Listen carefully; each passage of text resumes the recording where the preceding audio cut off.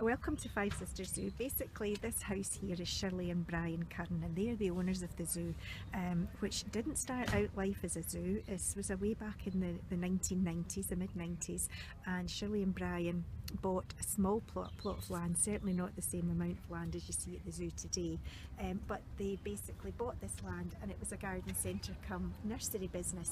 And what started off, Brian is a landscape gardener to trade, and what started off as a garden centre and a landscaping business has now evolved into a large zoo. They've always been passionate about animals. They couldn't, even when they had this small area of land, they couldn't abide hearing about animals that weren't wanted, that were misused, abused, were going to be destroyed, put to sleep. So they basically had loads of different animals here that they had collected themselves, and what tended to happen was that when the visitors came to see the garden centre and the parents were looking around that, the kids were looking around at the animals, and eventually they got so many animals because there's all sorts of tortoises and parrots, rabbits, guinea pigs, all these things that kids have and then get fed up with. They basically had got so many of them, the council came along and said, actually, if you're showing animals to the public, do you realise you've got to have a zoo licence? So hence why they went through the procedures, obtained a zoo licence, and by 2005 there was that many animals that they had decided to close the garden centre and dedicate the whole area to the zoo, and hence Five Sisters Zoo was born. And lots of people say, what's in the name? Is it Five Sisters? And you can't actually see them because of the trees all out just now, but there's 5 great big shale bins that sit just behind us, behind the trees at West Calder, and they are known locally as the Five Sisters. And we've now come full circle because earlier this year, Brian and Shirley's front garden became a garden centre again. 2005 the zoo opened, but I mean literally just this area that you can see here, this was the beginning of the zoo, and really where the big new monkey area was, there was an old conservatory, and which used to be the tea room for the garden centre. That was then turned into a monkey house. The polytunnels here that are now home to lemurs, that is really about the only thing that's left over from the garden centre. There was a large indoor house that was a reptile house, and unfortunately we had a disaster of a fire on the 14th of April 2013. Middle of the night, this reptile house burnt to the ground. It was the worst day ever for the zoo, and we lost 48 species of mammals and reptiles. And in fact, where we're standing now, this area is a wee memorial garden that's dedicated to each of the 48 species that lost their life. So following the fire, there was a chance to, people at the time said, oh, you know, something good will come out of this, and we could not see that. It was just devastating. There was about £110,000 worth of public money that was donated. We didn't ask for it. I mean, even on the day of the fire, there was people driving up and just sort of handing money over. I appreciate how many people love this zoo. Bananas! We'll just take a few minutes. So, December 2014, we officially opened this new facility, and obviously dedicated it to all the animals that had lost their lives. And this first little bit is a mixture, just all sorts.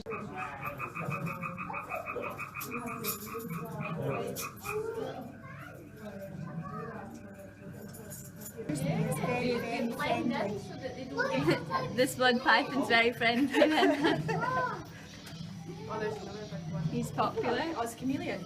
Mom! Yeah, and What is this massive?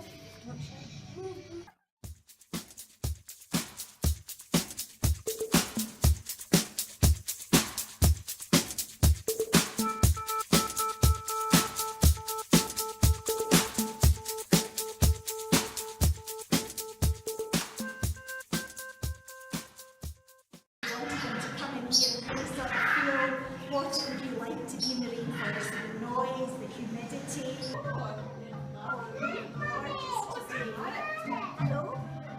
We've only got, I think, 7 or 8 in here, and soon we will rehome some because they'll outgrow that space. I'll just keep the door out. We don't want an animal escape. We had in the old, I'm just trying to see where they are. Oh, there's one solitary bat. There's loads of them, but they must all be further down. Look, there's one hanging up there. Hello. They're usually all there. So soft. So come and meet the boys. So lots of the animals at the zoo have got stories in that they're surplus, they're not wanted by other places, and none more so than our lemurs.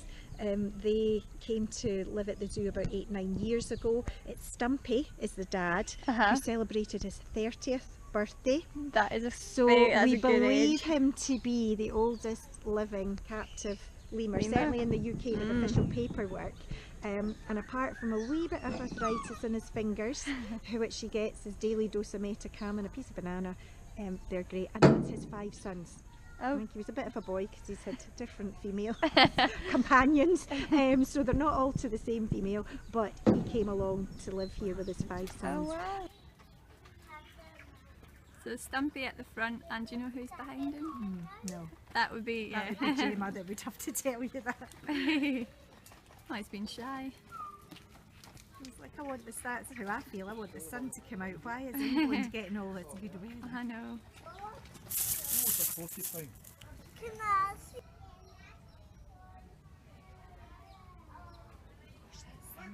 Sun's come out for us. Just bear in mind your fingers because they won't take any business.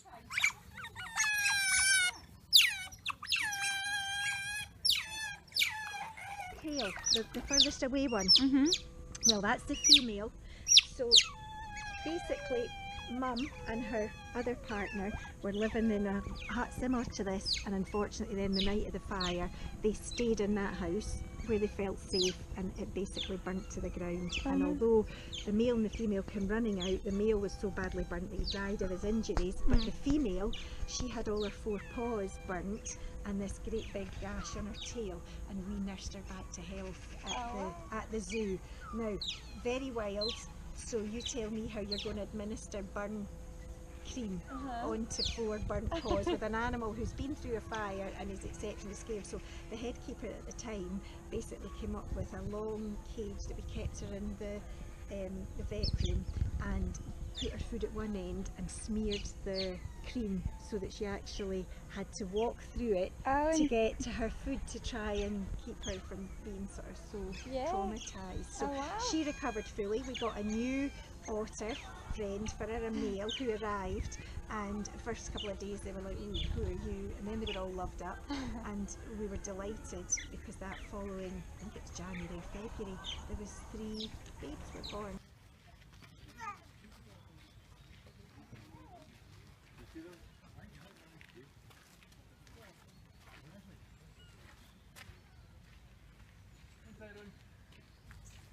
So in 2011, we found out about the plight of 3 geriatric European brown circus bears who'd spent 20 plus years in a travelling circus around Europe. They've never been out of their basically trailer. The only time they were out was to perform in a circus. The circus owner became ill and he actually handed them over to a Belgian rescue sanctuary, nature help centre, and said, please, I can't look after my bears anymore, I don't want them to be in the bile industry or sold for fur, so can you look after them? And so they set about finding a new home. But the trouble with circus animals, as we all know, is that they are traumatised, they've got psychological problems, and for 6 months the Nature Help Centre tried to find a home for them, and it was at this point they haven't found anybody. They phoned Shirley and Brian and said, would you be able to do anything to help? And we said, as usual, we'd love to. We've got an area that we could put them in, but we don't have an enclosure. So if you're willing to keep the bears and look after them, we'll do our best to raise £80,000 that we would need to build the enclosure, and we would bring them to live at the zoo. And that was in August 2011, and very proudly on the 29th of March 2012, 6 months later, we welcomed them to their new forever home. And it's Carmen, Peggy and Susie. So they're all bears, we knew that. They were, very little's known about them, but they were in their late 20s, sort of 24, 26 and 28 was what we were told. and 4 nearly 5 years on, we have got 3 very different bears. We built a 2-acre woodland area. It's obviously wonderful. So does that stretching all the way over there? And then it goes away down at the bottom. There's a huge big pond with a waterfall. They use the whole area, and for the first few months these bears had never even walked on grass or been out in a woodland area, so for them, talk about enrichment, they were like kids in a sweetie shop. It was just wonderful, and they used the whole enclosure. Within a few months we were realising they were making day beds. So for being captive born in a zoo that we believe in Germany, sold to the circus at a young age, so never had the teachings of the mum, their natural instincts were beginning to emerge. They were scratching and leaving messages on trees, they were foraging, they were making these day beds, and they were swimming in the pond, which they've never done. And so basically we thought we had nothing more to do than let the 3 of them out and they would live happily ever after in the woodland. And hindsight's a great thing, because we realised that when we brought them here, we didn't just want to give them a home, we wanted to help them on their path to recovery and rehabilitation, and that was when the hard work started. And after the first couple of days, Peggy, one of the bears, was very aggressive to the other 2, Carmen and Susie, so we made a decision that we would keep them separate, and the long-term goal at the beginning was that they would all be integrated. That sort of goal maybe is still there. It's not as important. The bears now are happy. What we do is we rotate them, so one day in the smaller area there'll be 1 bear, and then she comes out to the woodland and the other 2 will go in there, and they know the routine. I think 4 years on, they feel safe. There was issues obviously with stereotypical pacing. There was issues of fighting for food, so we set about a programme basically of saturating the enclosure with food. It was very important for them to get the message across that they didn't need to fight for food anymore. There was plenty there. We also introduced social feeding, so that we try and feed the 3 bears. It was their choice to come and join in, and we were trying to get the message over that actual feeding could be a social experience, and it was a nice experience. So it's Susie's choice, nobody's making her come here, but this is all the hard work of the keepers over the last 4 years.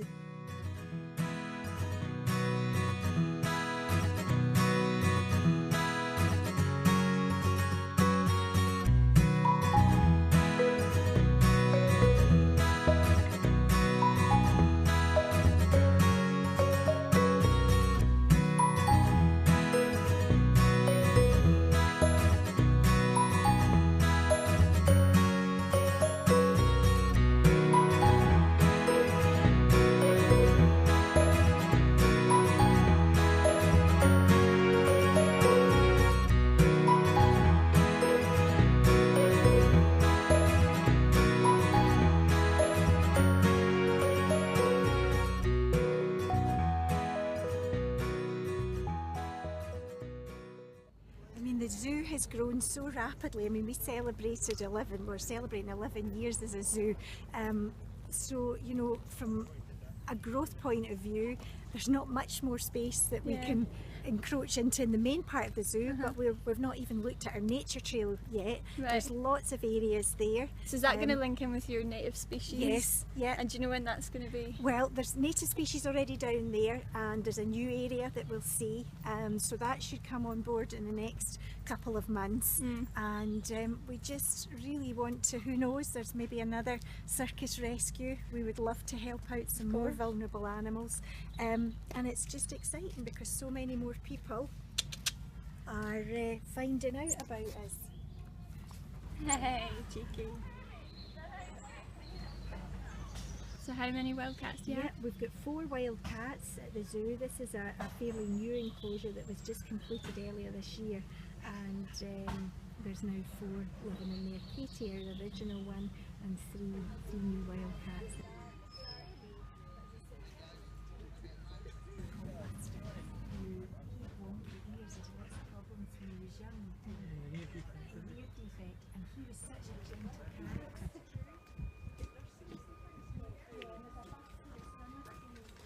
So this little guy, he's called Thorn, and he's actually one of our 10X here at the zoo.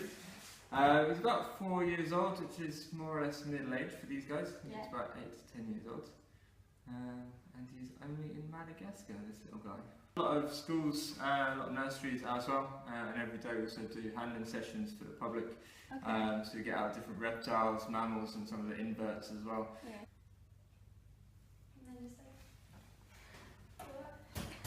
Hello, Jasmine. Say hello. I'll go. Say hello.